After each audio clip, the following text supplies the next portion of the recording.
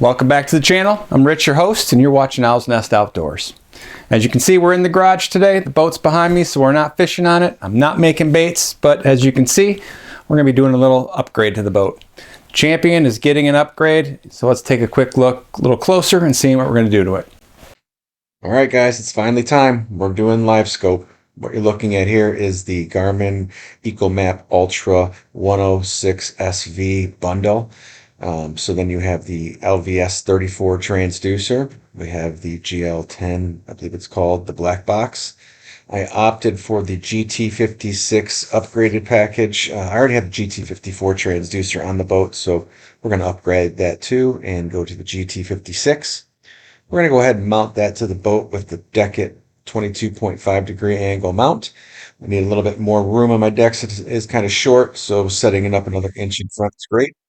We're going to go ahead and use the networking cable by Garmin and connect the two units, the 93 SV at the console with the 106 SV in the front, so they can communicate and share information. And then we're going to finish it all off with dedicated power by Amp Outdoors. And this is the 32 amp hour 14.7 volt battery. Great combination for what I'm going to be using. All right, we're going to go ahead and start the install. We're going to start by running the transducer for the Livescope right through that little hole. And it's going to run down into my rod locker, where the black box, you can see it, I think a little bit in there, sitting there. It's going to go somewhere in that area. So we'll figure it out once we get these wires run. Let me go ahead and start that for us. All right, guys, I'm just going to show you me doing this one time. This is the process I decided to use to pull the wires through from the front down into the rod locker where the black box is going to be located. So all the wires coming out. It's going to be interesting to get them all put together and organized. I like everything neat, but I'm sure I'll figure it out. All right, I know it's hard for you guys to see, but we got the black box installed, all the wires hooked up. We got power for the, that's the power for the navigation in the front, power for the black box. All right, let's go ahead and bring the screen out.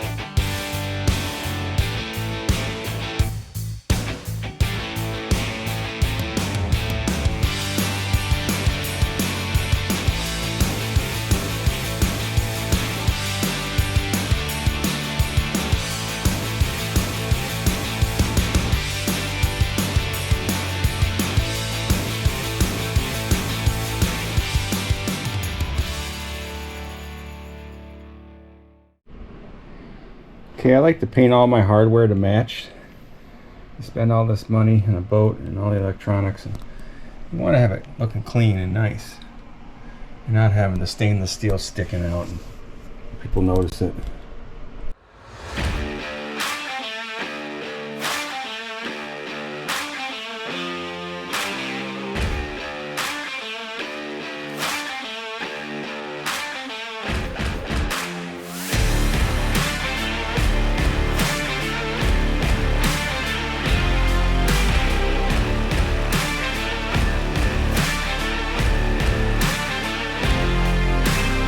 All right, guys, we're going to go ahead and hook up our connections now.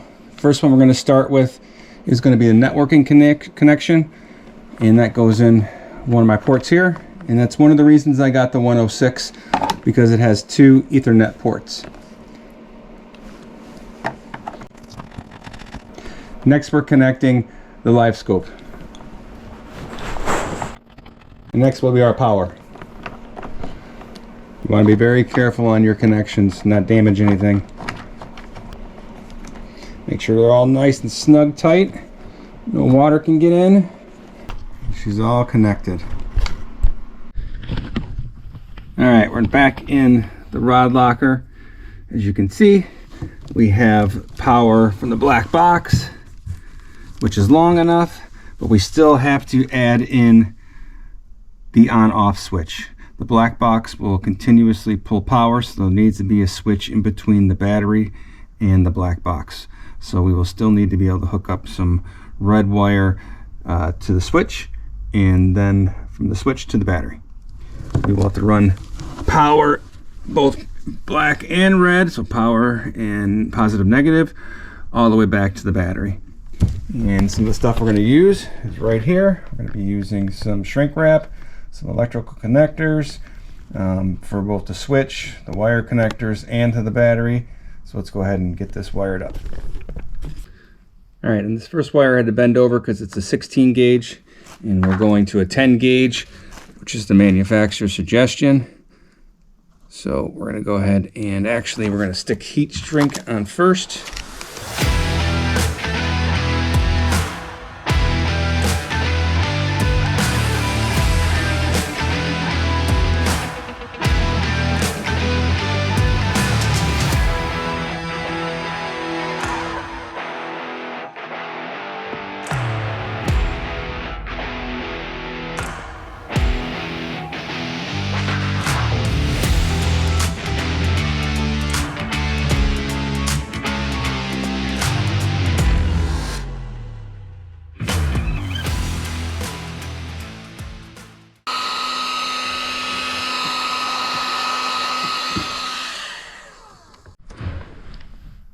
All right, guys, we're ready for a test. All right, like I mentioned, we got two different batteries in here. Lithium in the corner is powering the black box. The little battery powering the screen. So let's turn on our switch to the black box. And let's power up our screen. Oh, that's a good sign.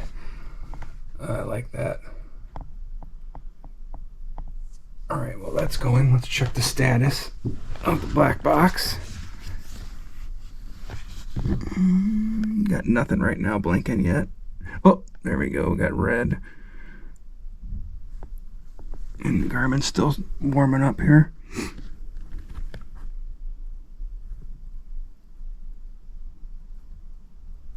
It's blinking now. Oh, we're going green. That's a good sign. We want green. And the Garmin's still kicking. I'm going to leave you guys in the Garmin while I go run. Oh, that's kind of bad. I don't agree to that. All right. It sees Panoptics. That's good. Let's go ahead and check that. All right, that's a good thing. Reading the LVS 34. Let's go back. One more sonar, clear view, still reading LVS 34. Let's see if the network cable is working. We'll power up 93 SV. Well, that's powering up. Let's go back and let's see if we're communicating. The settings, communications. Oh, there it is, 93 SV and the 106 SV. Let's go see if we're reading the transducer and reading the GT54 that's currently in the back, and we'll be replacing that with the GT56 here in the near future that we have. So perfect, it's working. All right, guys, now we're gonna be mounting the transducer mount to the shaft of the trolling motor. This comes with the perspective mount from Garmin, so we're going to go ahead and get that installed. These are the pieces you're going to need. This is bag A, B, and C. They are all labeled when they come with all the different mounts. So we're going to go ahead and get this all set up and built. I don't know, it's probably going to be hard for you to see, but this is labeled up. We want to use the rubber mat because my shaft is a little smaller. You're always going to point in the direction of your trolling motor.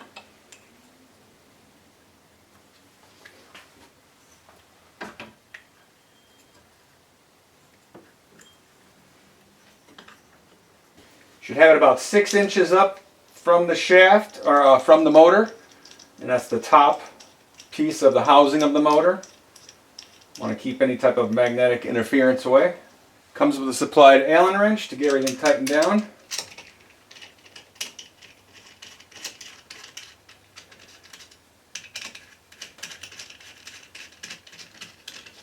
You want to crank them down kind of evenly, so you want to watch the spacing in between. You'll be able to see the spacing here close up.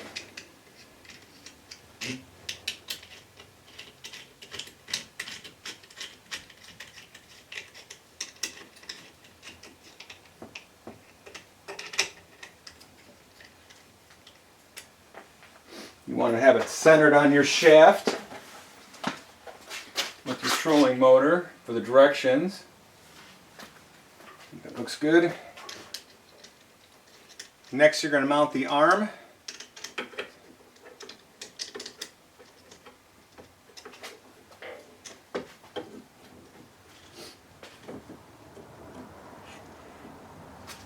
Looks good.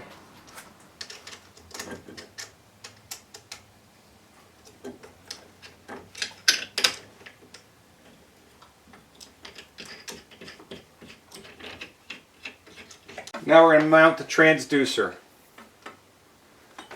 Transducer cord towards the back.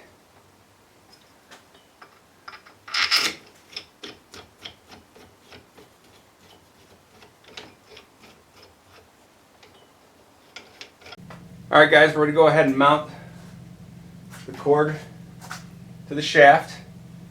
We want to make sure we're running it up where it's going to go straight down, not get pinched. We want to make sure we have enough room. We go from forward facing to perspective mode. So I'm going to go ahead and just start it in perspective mode. Since the cord is going to be pulled down the furthest, I'm going to give it a little room, put one loop tape just to kind of hold it for me. Use black electrical tape. I've been recommended by a lot of the videos on YouTube. Look for the yellow insert. It's much better. Alright, right now we are in forward facing mode.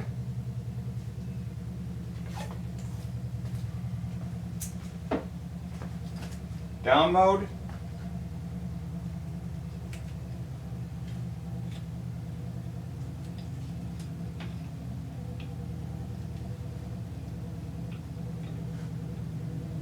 This is just a holding spot. Perspective mode. And we got enough cord. Perfect.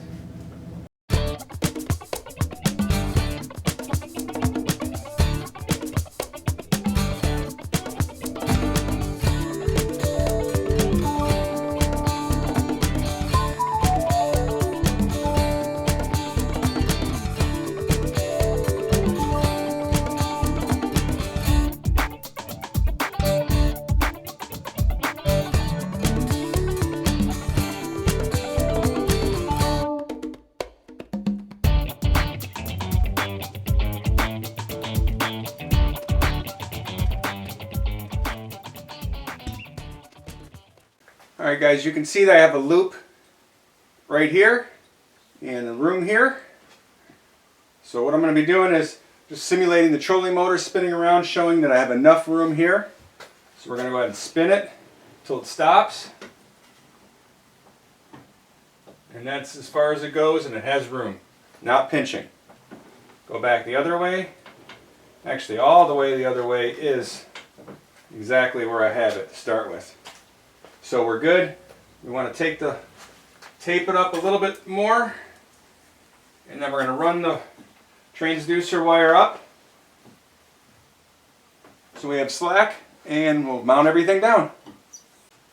Alright, we got it all mounted. Cord all the way up, all the way down, and I think I'm ready for cable management here pretty soon. We're going to get some covers for the cords, make it all nice and clean. We're just going to stow the trolling motor to make sure none of the wires are getting pinched. And everything goes up good.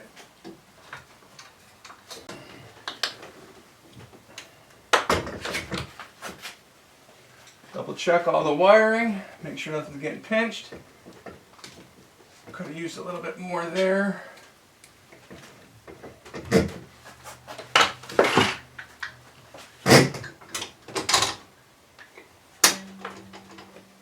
Looks good.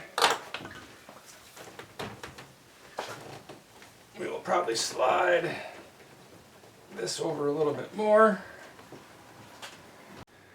All right, let's take a close-up look here. So we have our mount, cable running up with some loops. We have room. You can see it runs down to the back and down our hole.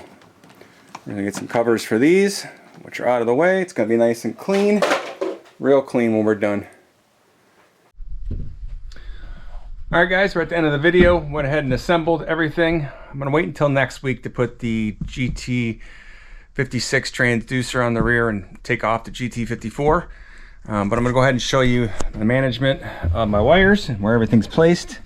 I have a temporary box right now to keep the battery in from bouncing all around and getting damaged and all the wires going into it. So it's a dedicated battery source to both the Livescope and the 10-inch Garmin on the front. It goes from the battery, as you can see. I'll go over to the kill switch. Runs along. It's the box, GL10, and up through the hull. I don't think you can see, but everything's nice and neat. We're going to be out tomorrow in the water, Joe and myself. We're going to give it a try. Again, next week, put the GT56 transducer on, and we're completely up to date on the boat and looking to slay some fish. All right, guys, thanks a lot for showing up. See you next week.